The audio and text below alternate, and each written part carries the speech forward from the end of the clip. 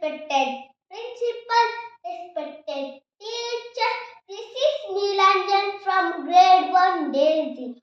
On May 11, 1998, India conducted powerful nuclear test. World was shocked. India made history. Behind that moment stood one man, but this man wasn't born in power.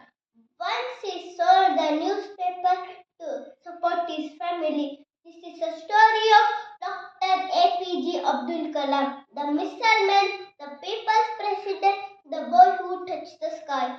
He was born on 15 October, Rameshwaram, Tamil Nadu.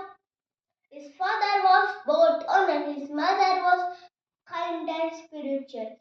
In 1950, he studied physics. In 1955, he studied aeronautical engineering.